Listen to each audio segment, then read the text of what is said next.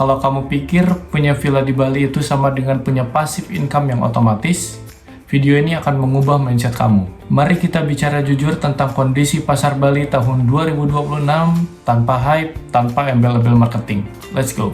Fakta pertama, ada sekitar 38.000 listing di Airbnb untuk daerah Bali. Supply-nya tumbuh 29% dalam setahun. Kunjungan wisatawan, terutama wisatawan luar negeri juga naik, tapi tidak seimbang dengan supply yang ada. Hasilnya, okupansi rata-ratanya hanya ada di sekitar 63%. Dan di area yang oversaturated seperti Canggu, ini lebih parah. Villa-villa yang generik dan tidak punya diferensiasi itu bisa mencapai 43%. Pasar akomodasi di Bali sekarang sangat terlihat jelas terbagi dua. Tipe pertama adalah villa yang dikelola secara profesional, memberikan experience yang luar biasa untuk tamu, dan strateginya jelas. Mereka maintain okupansi yang tinggi bahkan di low season.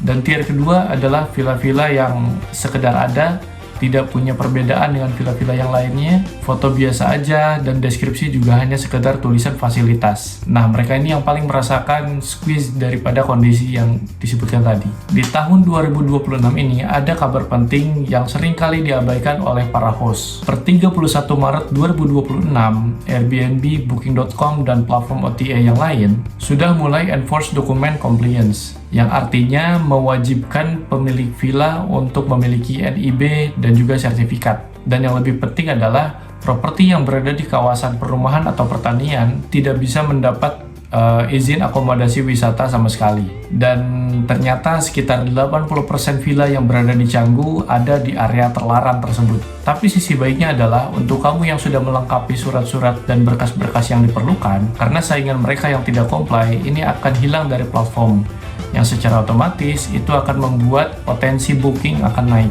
Ada beberapa strategi yang bisa kamu lakukan untuk bisa bertahan dalam kondisi terbaru ini, agar potensi booking maksimal. Yang pertama adalah berikan diferensiasi yang nyata. Tidak hanya sekedar menunjukkan bahwa villamu punya private pool, tapi beritahu juga apa yang akan tamu rasakan ketika tamu menginap di tempatmu. Strategi yang kedua adalah guest experience system. Review bintang 5 yang konsisten adalah pertahanan terbaik agar kamu terhindar dari perang harga. Yang ketiga, direct booking base. Kurangi ketergantungan pada platform dan mulai membangun repeat guest dan direct channel. Dan strategi yang terakhir adalah pricing intelligence. Maksimalkan kemampuan dynamic pricing dan optimize di peak season.